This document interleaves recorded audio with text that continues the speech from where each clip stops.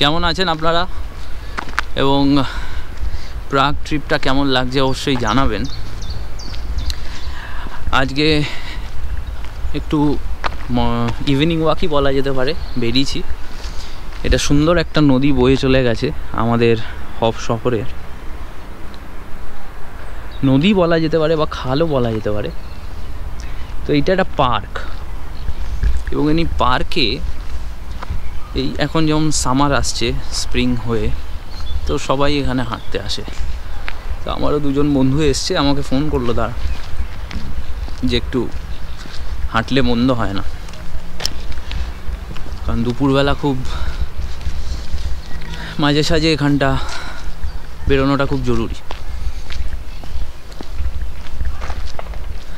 তো এখানে সবাই জগিংও করে, সকালবেলা মর্নিং ওয়াকেও আসে, বাস্কেটবল কোর্ট আছে, আইস স্কেটিং করার জায়গা আছে, ওইদিকে আপনাদের দেখাই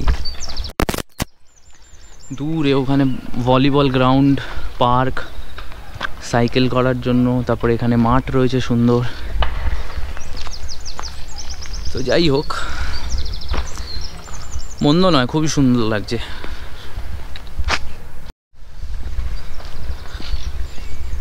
এই দেখুন পেছনে দেখতে পাচ্ছেন সুন্দর মাঠ।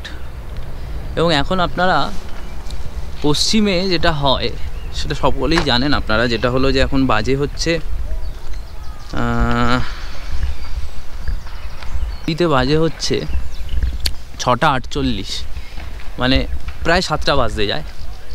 এবং এপ্রিল মাস, দেখতেই পাচ্ছেন রোদ এখনও যায়নি। তো এখন মোটামুটি সন্ধে হচ্ছে এখানে 8টা 10-15, এবং আরও যত মাস যাবে মোটামুটি জুন জুলাইয়ে 10টার কাছাকাছি রাত্রিবেলা তখন সন্ধে হয়, মানে সূর্যাস্ত হয় আর কি। এইটা একটা মানে এখানে দিন প্রচুর বড়। আমরা যারা ভারতবর্ষ থেকে আসি তাদের প্রথম মনে হয় যে তো সারাটা দিনই হচ্ছে দিন। ভোরবেলা আবার ঠিক 5টার মধ্যে সূর্য উঠে যায়, 4:30, 5টা, 6টা, এবং সারা দিন একটা লং ডে থাকে। তো যাই হোক, ব্যাপারটা মন্দ নয়। এক্সপিরিয়েন্স করা, অভিজ্ঞতাটা সঞ্চয় করাটাই জীবনে প্রত্যেক মানুষের একটা লক্ষ্য হওয়া উচিত, যে যত ডাইভার্স এক্সপিরিয়েন্স আপনার জীবনে আসবে আপনি ততই পৃথিবীকে চিনতে পারবেন, জানতে পারবেন, আপনি ম্যাচিওর হবেন। এবং এখানে আমি যেটা দেখেছি যে মানুষ যেহেতু জার্মানিতে তাদের কাজের সিকিউরিটি, সোশ্যাল ওয়েলফেয়ার সিস্টেম রয়েছে, তাদের দুশ্চিন্তা মুক্ত জীবন। এবং মেজরলি মানুষজন এখানে কাজটাকে তাদের কর্মঘণ্টার অবধি সীমাবদ্ধ রাখে। এবং এখানে দেখুন কি সুন্দর একটা ব্রিজ আছে, ছোট্ট। তো এদিকটায় সূর্য কি অসাধারণ লাগছে। এদিকে সবাই খেলাধুলা করছে, এখানে বাচ্চা বড় সবাই খেলাধুলা করে। এবং সেই কারণে এখানে যেটা বলছিলাম যে মানুষজন তাদের আয়, তাদের জব সিকিউরিটি, তাদের government stable in the sense এখানকার আপনি যদি কম্পেয়ার করেন ভারতবর্ষ বা এশিয়ার দেশের সাথে, সেখান থেকে অনেক স্টেবল। এবং সেই কারণে মানুষজন তাদের হেলথ, তাদের স্বাস্থ্য, তাদের কালচার, এইগুলোর ওপর অনেকটা সময় তারা নিয়োজিত করে। তারা ডেলি বেসিসে পার্কে বেরোয়, হাঁটতে বেরোয়। অনেকেরই এখানে বাড়িতে পোষা কুকুর রয়েছে, সেগুলো নিয়ে তারা হাঁটাচলা করে, পার্কে ঘুরতে আসে, জগিং করে, ব্যায়াম করে। তো মানুষের, আমাদের দেশে যেমন মানুষের জীবন থেকে বিনোদন, সিনেমা দেখা, বই পড়া, শরীরচর্চা, সময় কাটানো নিজের সাথে, পরিবারের সাথে, এইগুলো যত দিন যাচ্ছে কমে যাচ্ছে। এবং আপনি যখন ইউরোপে আসবেন, বিশেষ করে ইউরোপের উন্নত দেশগুলোতেই, আমি অন্যান্য দেশগুলোর ব্যাপারে অত জানি না, তবে যতটুকু আমি পড়াশোনা করে জেনেছি, সেখানে এই জিনিসগুলো মানুষ আরও বেশি করে সময় দিতে চায়। এবং এখানকার মানুষজন চায় যে কর্মদিবস যদি টেকনোলজির সাহায্যে আরও কমিয়ে দেওয়া যায়, তাহলে মানুষ তার অন্যান্য দিকগুলোকে আরও বেশি এনজয় এবং উপভোগ করতে পারবে। এবং সেটাই লজিক্যালি হওয়া উচিত। যদি টেকনোলজি, প্রযুক্তি, এআই, সফটওয়্যার, মেশিনস এর উদ্ভাবন এবং উন্নত প্রক্রিয়া যদি কন্টিনিউয়াস চলতেই থাকে, তাহলে একটি সভ্য দেশে বা লজিক্যালি যেটা হওয়া উচিত যে সাধারণ মানুষ যারা শ্রমিক তাদের কর্মদিবস কমা উচিত, কর্মঘণ্টা কমা উচিত। কিন্তু তা হয় না, কারণ পুঁজিবাদী অর্থনীতিতে যেটা হয়, যখনই প্রযুক্তির ডেভেলপমেন্ট হয় এবং তাতে উৎপাদনশীলতা যত বেড়ে যায়, প্রোডাক্টিভিটি বাড়তে থাকে, তখন একটি কারখানাতে বা কোম্পানিতে বা ফ্যাক্টরিতে যে শ্রমিকরা কাজ করে তাদের কর্মদিবস কমানো হয় না বা কর্মঘণ্টাটা কমানো হয় না। উল্টে তারা সেই একই সময় কাজ করে বা কোনো কোনো ক্ষেত্রে হয়তো তাদের আরও বেশি সময় কাজ করিয়ে অনেক বেশি উৎপাদন করানো হয় এবং সেই মেজর উৎপাদনটাই প্রফিট হিসেবে শেয়ার হোল্ডার্সদের কাছে যায়। যে যারা উৎপাদন করছে, প্রযুক্তির উন্নতির ফলে তাদের আস্তে আস্তে কর্মঘণ্টা কমা উচিত এবং বাকি যে সময়টা ফাঁকা হলো, যে সময়টা, সেই সময়টা তারা তাদের জীবনের অন্যান্য দিকগুলো উপভোগ করতে পারে। কেউ হয়তো নতুন কোনো স্কিল ডেভেলপ করতে পারে, কেউ হয়তো বেড়াতে ভালোবাসে, সে বেড়াতে যেতে পারে, কেউ হয়তো পরিবারকে ভালোবাসে, বেশি পরিবারের সাথে সময় কাটাতে পারে, কেউ হয়তো একটা খামার করতে পারে, কেউ হয়তো কোনো যন্ত্র বাজানো শিখতে পারে, কেউ হয়তো গান লিখতে পারে, কেউ হয়তো কবিতা করতে পারে, কেউ হয়তো বিজ্ঞান নিয়ে পড়াশোনা করতে পারে, কেউ হয়তো মহাকাশ নিয়ে পড়াশোনা করতে পারে। মানুষের যা ইচ্ছে, তার কর্মটা তো তার পার্টিকুলারলি একটা ফিল্ড, মানে একটি স্পেশালাইজড ফিল্ড। এবং একটা মানুষ যদি সারা জীবন শুধু সেই একটাই সুপার স্পেশালাইজড ফিল্ডের মধ্যেই থাকে সীমাবদ্ধ, তাহলে তার সামগ্রিক বিকাশ কী হলো? সে কি সব কিছু জানতে পারলো বা জানতে চাইলেও পারলো না? যেমন যে খুব ভালো প্রোগ্রামিং করতে পারে, কম্পিউটারে বসে সফটওয়্যার ডেভেলপ করতে পারে, সে যে ভালো গান গাইতে পারবে না এরকম তো কোনো কথা নেই। বা যে ভালো গান গাইতে পারে সে যে খুব ভালো ঘুরে বেড়াতে পারবে না, ট্রাভেল ব্লগিং করতে পারবে না, এরকমও কোনো কথা নেই।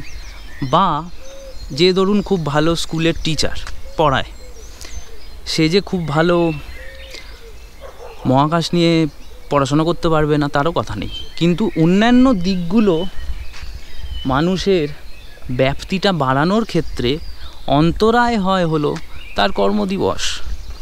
সে সপ্তাহে 5 দিন কি 6 দিন 8 ঘন্টা 9 ঘন্টা করে অফিসে কাজ করে এবং বাকি 2-3 ঘন্টা চলে যায় তার যাতায়াত করতে, এবং বাকি যে 10-12 ঘন্টা পড়ে থাকে তাতে তার সংসার, তার ফ্যামিলি, তার রেস্ট, এগুলোতেই চলে যায়। এবং সপ্তাহান্তে 1 দিন তার কাছে থাকে কি 2 দিন, যেখানে সে রিল্যাক্স করতে পারে শুধু।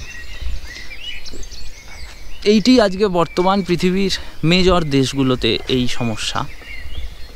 এখনও ইউরোপের কিছু দেশ আছে, যার মধ্যে জার্মানি অবশ্যই একটি দেশ, যেখানে কর্মদিবস 8 ঘন্টা করে। এবং কিছু কিছু এমন সেগমেন্ট আছে, যেমন হেলথ কেয়ার, ড্রাইভার্স, এদের জন্য কিন্তু কর্মদিবস আরও কম, যাদের 40 ঘন্টার থেকেও কম কাজ করানো হয়। কিছু কিছু ক্ষেত্রে হয়তো সপ্তাহে মাত্র 38 ঘন্টা 37 ঘন্টা তারা কাজ করেন, কারণ যেহেতু তাদের কাজটা অনেক বেশি হেকটিক, ইন্টেন্সিটিটা অনেক বেশি। তো এইগুলোর জন্য মানুষ এখানে আমার মনে হয় অপেক্ষাকৃত তার অন্যান্য জীবনের দিকগুলো বেশিভাবে এক্সপ্লোর করতে পারে। সেইটা একটা ইম্পর্টেন্ট জিনিস। যাই হোক, চলুন যাওয়া যাক পরের দিকটায়। তো এখানটা একটু চড়াই আছে, এই চড়াইটা দিয়ে ওপরটায় যাওয়া যায়। দাঁড়ান, বাহ, এই পার্কটায় কিন্তু আমি আগে কখনো আসিনি। আমার প্রায় 7 মাস হয়ে গেল হফে, যে এত সুন্দর যে একটা জায়গা আছে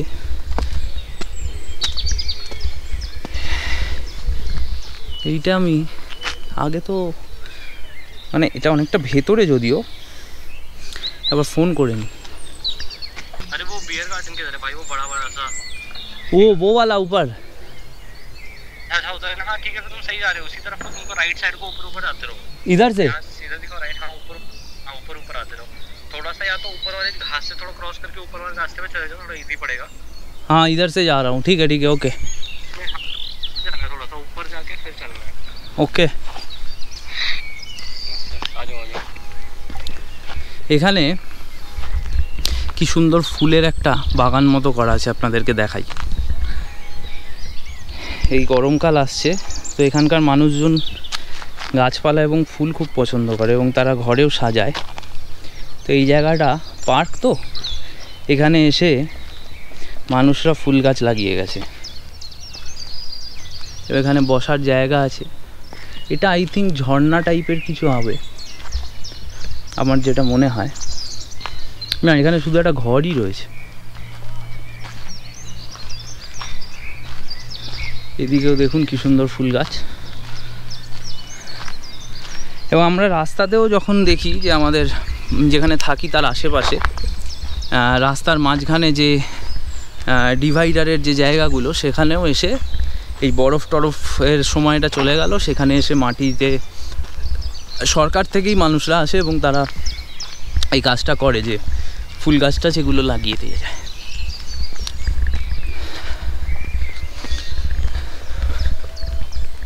চলুন আরও উপরে যেতে হবে।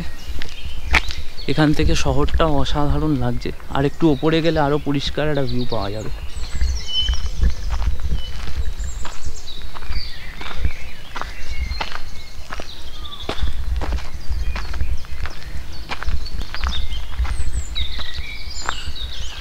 বেশ, এখানে কিন্তু আরও আসতে হবে, জায়গাটা এনজয় করার জন্য খুব সুন্দর।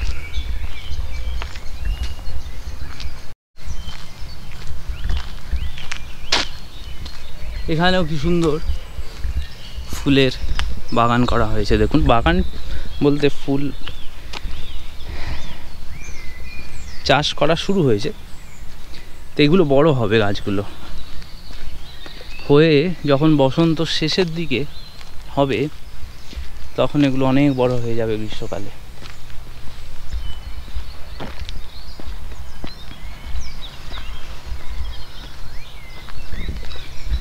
আমি এখন যে জায়গাটায় যাচ্ছি সেখান থেকে পুরো শহরটাকে দেখা যায়।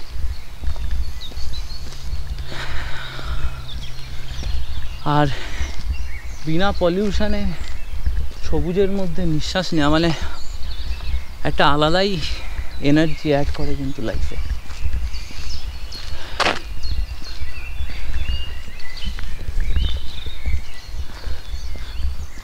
আমার বন্ধুরা তো লাইভ লোকেশন পাঠিয়ে দিয়েছে, সেটার দিকেই আমাকে যেতে হবে। তো এদিক দিয়ে তো যাওয়া যাবে না,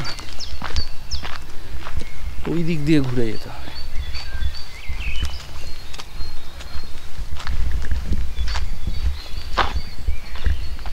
এখানেও ফুটবল খেলার মাঠ রয়েছে ওপরে। গরমকালে জার্মানি ঘুরতে আপনাদের খুবই ভালো লাগবে, কারণ হচ্ছে গ্রীষ্মকালে এখানে টেম্পারেচার 15 থেকে 20 ম্যাক্সিমাম যায়, এবং খুব গরম পড়লে হয়তো 25, তাও যায় না। এবং তাতে আমরা যারা গ্রীষ্মের দেশ থেকে এসেছি তাদের কাছে ভীষণই মনোরম কিন্তু এই টেম্পারেচারটা।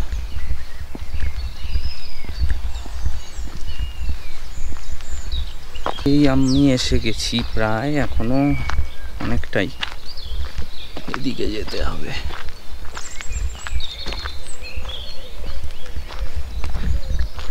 এই দেখুন সবুজ ঘেরা প্রান্তর। এখানে এসে আপনি সারাদিন বসে থাকবেন, আপনার সময় কেটে যাবে।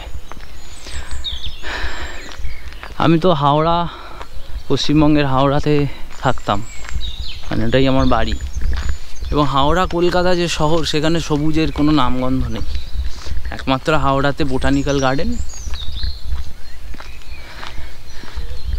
আর আমার যে স্কুল ছিল বি কলেজ মডেল স্কুল, যে স্কুলটি আর কি বি কলেজের মধ্যে, যেটা এখন IEST, তো সেখানে অত্যন্ত গাছপালা, সবুজ মাঠ সব কিছু ছিল। তো আমার স্কুল জীবন কেটেছে 12 বছর বি মডেল স্কুলে। তো সেই ক্ষেত্রে আমরা এই সবুজ পেয়েছি। এবং এখনকার বর্তমান প্রেক্ষাপটে বিশেষ করে পশ্চিমবাংলায় আস্তে আস্তে সরকারি স্কুল সব বন্ধ হয়ে যাচ্ছে, আর প্রাইভেট স্কুল তৈরি হচ্ছে। তাদের হয়তো ছোট্ট একটা খেলার মাঠ বা তাও নেই, হয়তো কোথাও একটুখানি বিল্ডিং, সেখানেই খুব হাজার হাজার টাকা দিয়ে ছেলেমেয়েরা পড়াশোনা করছে। খেলাধুলার নামগন্ধ সেরকম খুব একটা নেই, সবুজায়ন বলে কোনো শব্দ নেই। এদিকে যেতে হবে। তো মানুষ মানে বিশেষ করে শিশু কিশোর বয়সে মানুষ যদি সবুজের মধ্যে না থাকে, আমার মনে হয় ব্যক্তিগতভাবে যে একটি বাচ্চা যে যখন বড় হয়, সে যদি পশু পাখি, সবুজ, হ্যাঁ, এর মধ্যে বড় না হয়, তাহলে তার মানসিক ডেভেলপমেন্টের একটা অংশ ক্ষতিগ্রস্ত হয়।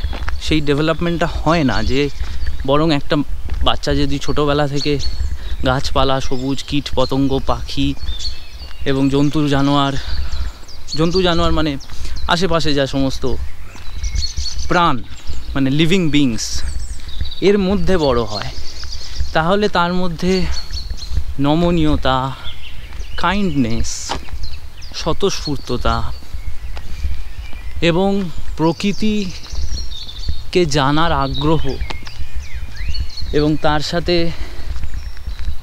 এভলিউশনকে বোঝা ব্যক্তিগতভাবে একটা আলাদা দৃষ্টিকোণ তৈরি হয়। সেটা যারা এটা পায় না তাদের মধ্যে সেই দৃষ্টিকোণটা ডেভেলপ হয় না, এবং সেটা খুবই অস্বাস্থ্যকর, সেটা ঠিক নয়। সেই জন্য আমার চ্যানেল অত্যন্ত ছোট এখন, এবং আমি ইউটিউবে যে ট্রাভেল ব্লগিং করি বা আমার যে সমস্ত ভিডিওস দিই, জেনারেলি আমি এই ধরনের ব্লগ করি না, বানাই না। তো আমার যেটা বক্তব্য, আপনারা যারা বর্তমান সমাজে বাবা মা, ছেলে মেয়েদেরকে খুব ছোট বয়স থেকে আপনারা সবুজ গাছপালা, পোষ্য প্রাণী এর মধ্যে বড় করুন। সেটা খুব গুরুত্বপূর্ণ। এটা এখন অনেকেই বুঝতে পারে না যে কি দরকার আছে, খেলার মাঠে নিয়ে যাওয়ার কি দরকার আছে, ঘাসের মধ্যে খেলবে, খেলে হাত পা কাটবে, কি দরকার আছে, তার থেকে বাড়িতে পড়াশোনা করুক। এই ধারণাটা বৈজ্ঞানিক ধারণা, কারণ মাঠে ঘাটে খেলাধুলা করতে করতে সে নিজেকে জানবে প্রকৃতিকে জানার সাথে সাথে। এবং সেলফ অ্যাওয়ারনেস মানুষের তৈরি হয় না, এটা একটা কারণ হচ্ছে তারা বিভিন্ন পরিবেশে, বিশেষ করে প্রাকৃতিক পরিবেশে নিজেকে এক্সপোজ করে। আমি যেমন খুব ছোট বয়স থেকে, যখন আমার কিছুটা সামর্থ্য হলো, যখন আমি স্কুল জীবন থেকে কলেজে পা রাখলাম, আমার ছোটোবেলা থেকেই ঘোরার এবং পাহাড়ে যাওয়ার, adventure sports, trekking, rock climbing করার খুব শখ ছিল। তো সেগুলো আমি করেছি, এবং তাতে একটা খুব সুন্দর মানসিক গঠন এবং কাঠামো তৈরি হয়, যে কোনো পরিস্থিতিতে কিভাবে আমি সারভাইভ করব, কিভাবে মানিয়ে নেব, যে সব পরিস্থিতিতেই চেঁচামেচি করলে হয় না, অনেক কষ্ট সহ্য করতে হয় অনেক পরিস্থিতিতে। পরিস্থিতিকে নিজের কন্ট্রোলে আনতে গেলে আগে সেই পরিস্থিতির মধ্যে নিজেকে সারেন্ডার করতে হয়। সারেন্ডার মানে এই কথাটা এই নয় যে আমি ইনঅ্যাক্টিভলি সারেন্ডার করছি, আমি প্রোঅ্যাক্টিভলি সারেন্ডার করলাম। এবং সেটা প্রকৃতিই আপনাকে শেখায়। এই ঘাস, ফুল, মাঠ, পাহাড়, জঙ্গল, নদী, নালা, পশু পাখি, চোখ তৈরি হয়।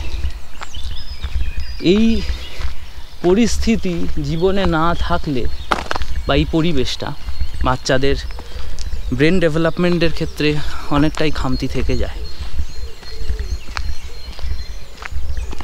এবং আরেকটা জিনিস আমার যেটা মনে হয়েছে, যে বই পড়ে, ক্লাসে পড়াশোনা করে বই পড়ে আর পরীক্ষা দিয়ে জ্ঞান অর্জন করা হয় না। এই যে বহু মানুষ বলে যে আমরা স্কুলে যা যা শিখলাম, কলেজে উঠে যা যা শিখলাম, তা তো জীবনে কাজেই লাগলো না। এই কারণেই কাজে লাগাতে পারছেন না, কারণ আমাদের যে শেখার পদ্ধতি, যে ক্লাসরুম, বেঞ্চ, বই খাতা আর পরীক্ষা, এটা জ্ঞান অর্জন করার সঠিক পদ্ধতি নয়। এটার প্রয়োজন আছে, কিন্তু শুধু এটা দিয়েই নলেজ অ্যাকুমুলেশন হয় না। তো সেই কারণেই মনে হয় যে যা যা পড়ে এলাম, মুখস্থ করে এলাম, পড়ে এলাম, পরীক্ষা দিলাম, আর ওই স্কুল কলেজে সেগুলো জীবনে তো কাজে লাগলো না, কারণ সেগুলো পড়াই হয়েছে, সেগুলোর জ্ঞান উপলব্ধিটা হয়নি।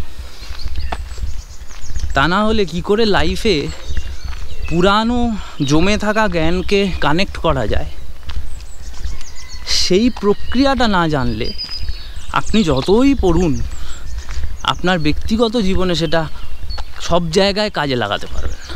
সেটা হয়তো পার্টিকুলার কোনো স্পেশালাইজ ফিল্ডে আপনার কাজে লাগবে। মানে ধরুন আপনি পড়েছেন থিওরি অফ রিলেটিভিটি, এবার আপনার মনে হচ্ছে যে আমি একটা সফটওয়্যার ইঞ্জিনিয়ার, বা আমি একজন স্কুল টিচার অন্য সাবজেক্টের, বা আমি একজন ক্লার্ক, তা আমার জীবনে থিওরি অফ রিলেটিভিটি কীভাবে কাজে লাগবে? একমাত্র যে ফিজিক্স নিয়ে হায়ার স্টাডিজ করছে, অ্যাস্ট্রোনমি নিয়ে পড়াশোনা করছে, বা যে কলেজে পড়াচ্ছে, তারই এই জিনিসটা কাজে লাগবে তার কর্মজীবনে বা ব্যক্তিগত জীবনে বা পারিবারিক জীবনে, তা কিন্তু নয়।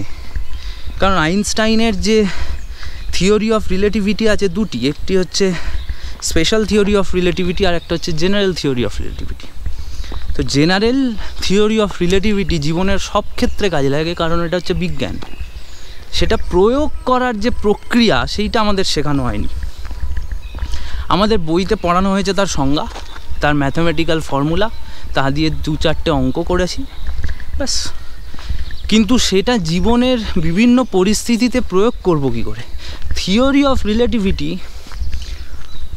যখন জীবনের যে কোনো পরিস্থিতি আপনবেন, আপনার কাজে লাগবে, কারণ সব কিছুই আপেক্ষিক। তো একটার সাথে আর একটার সম্পর্কটা আপেক্ষিক। তো কোনো জিনিসকে ব্যাখ্যা করতে গেলে, জানতে গেলে, তার রিলেটিভ সার্কামস্ট্যান্সটাকে বিচার না করলে জানা যায় না। এখানেই থিওরি অফ রিলেটিভিটি কাজে লাগে। তো এরকম বহু জিনিস আছে যা আমরা স্কুল কলেজে পড়েছি, আমাদের জীবনের প্রত্যেক ক্ষেত্রে কাজে লাগাতে পারি আমরা, কিন্তু প্রয়োগ করার পদ্ধতিটা আমরা জানি না।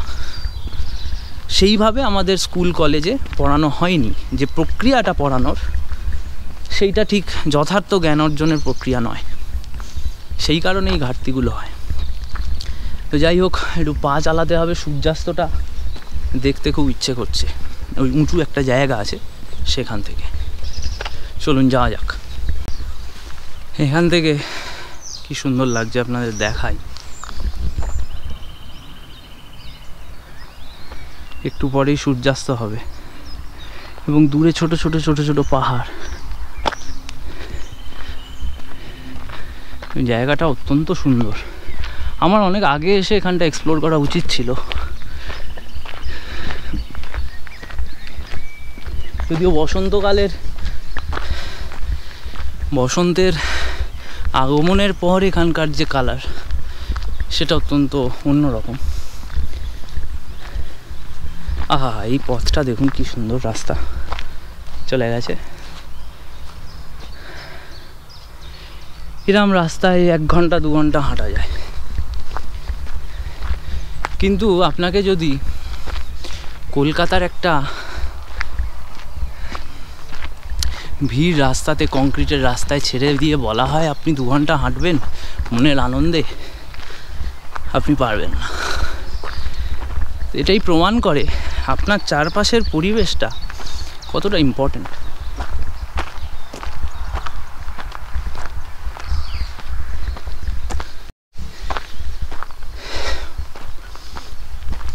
এসে গেছি সেই জায়গাটায়, চলুন তাড়াতাড়ি যাওয়া যাক। ওই যে ওপরে, হ্যালো, কামিং।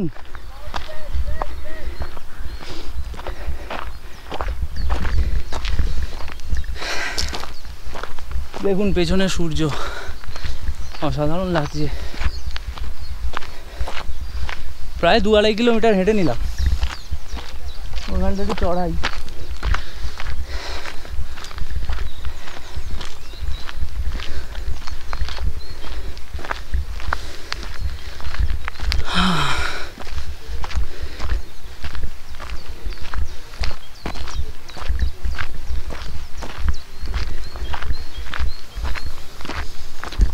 এই দেখুন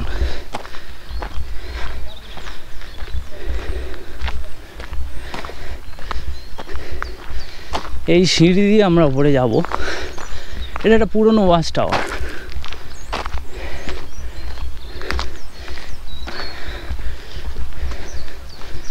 এই দিকটা আপনাদেরকে দেখাই, কি অপরূপ লাগছে। মনে হচ্ছে স্কটল্যান্ড। স্কটল্যান্ডের পুরনো গ্রামগুলো এরকম হয়, জার্মানিও কম নয়। এগুলো হচ্ছে তার ধ্বংসাবশেষ।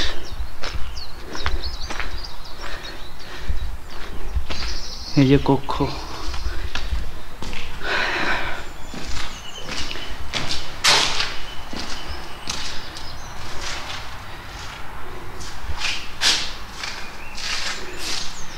বহু শতকের ইতিহাসের সাক্ষ্য বহন করছে।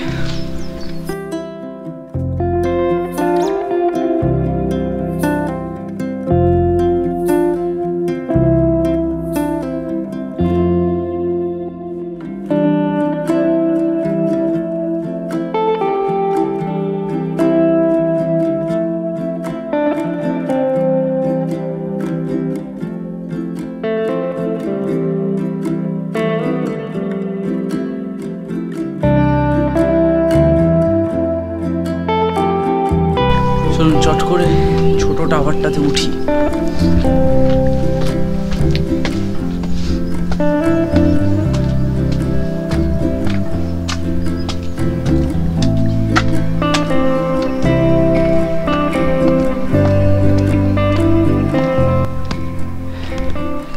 ওয়াও, এক অপরূপ দৃশ্য।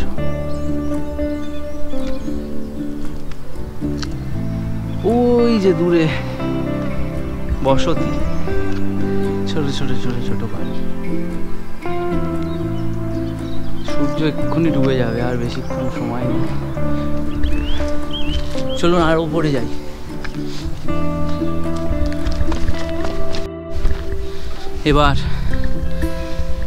এবার মেন টাওয়ারটাতে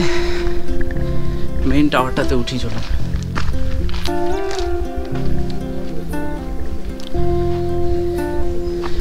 আপনাদেরকে দেখাই, এই হচ্ছে সিঁড়ি। এই টাওয়ার,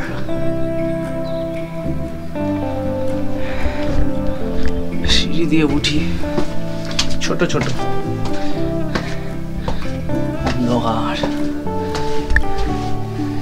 অন্ধকারে আমার অসুবিধা হচ্ছে না, আপনাদেরকে সিঁড়িগুলো দেখাই। এই টাওয়ারে হয়তো বন্দুক রেখে দেখার জন্য, দেখছেন পুরো রাস্তাটা ফোকাস করছে, শত্রুরা আসছে কিনা। সেই যুদ্ধের পরিবেশ জার্মানির। এদিকেও নিশ্চয়ই। আচ্ছা, এখান থেকেও তলাটা।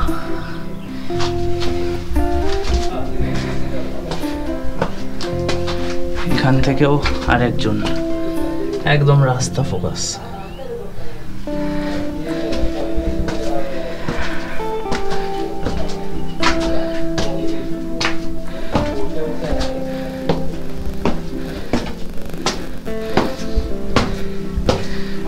অনেকটা পাকিয়ে পাকিয়ে উঠতে হচ্ছে।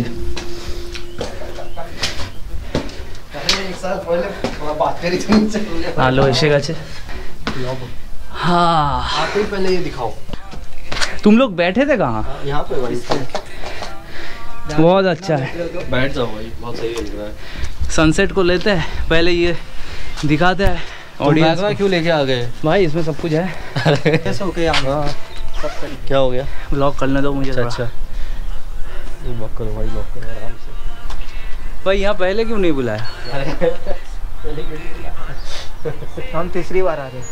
वाह, कल आएंगे फिर से। चलो निर्मले भाई, अब टाइम नीचे जाते हैं, बस हो गया। बहुत बैठ ली। सनसेट देख के जाएंगे।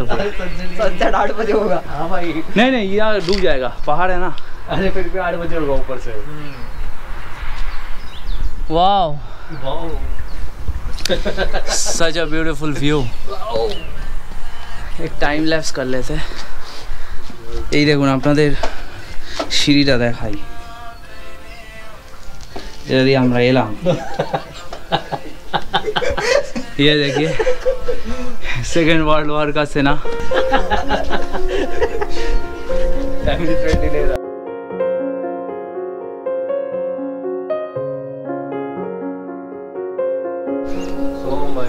हेलो गाइस, हेलो लॉइटर, यहाँ से पूरी दुनिया दिखती है। हेलो क्या देखना गाइस, चाहेंगे? सीधा नीचे जाइए। আপনাদেরকে দেখাই একটা পুরনো দিনের ধ্বংস হয়ে যাওয়া ওয়াচ টাওয়ারের উপর থেকে আমাদের শহর হফের view. Erzakt über die Dinger.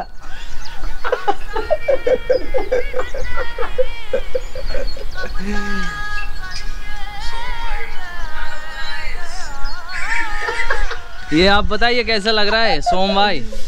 बहुत सुंदर दिख रहा है, बहुत मजा आ रहा है, बहुत बेस्ट फीलिंग है हॉफ की। हमारा सिक्योरिटी है यहाँ नीचे। सिक्योरिटी, हाँ भाई।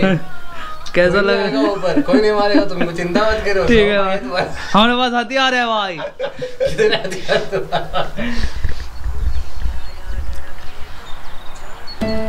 দারুণ ভিউ, এদিকে সূর্যাস্ত হচ্ছে, আমরা এই ওয়াচ টাওয়ারের উপর বসে আছি।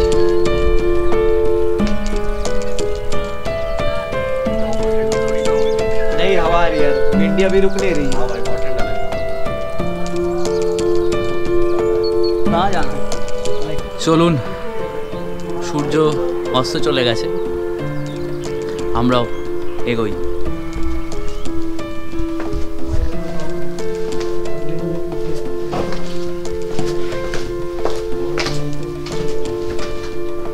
সিঁড়িটা কিন্তু অনেকটা।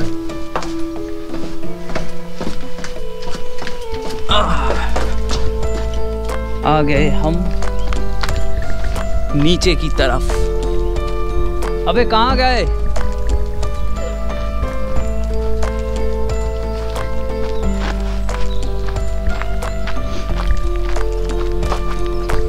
বাড়ির দিকে যাওয়া যাক।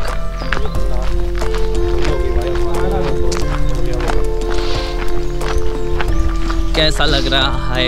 ठंडा ठंडा लग रहा है, बहुत ठंडी लग रही है। अभी सूरज डूब गया है। सूरज डूबने से पहले अब हमको घर पहुंचना पड़ेगा, और अगर हमें थोड़ा सा लेट हो गया तो हमें कैंपिंग करनी पड़ेगी। Okay, yes. और हमको यही फूल पत्ते खाना पड़ेगा। निर्मले को जाना पड़ेगा। हमें खाना नहीं मिला।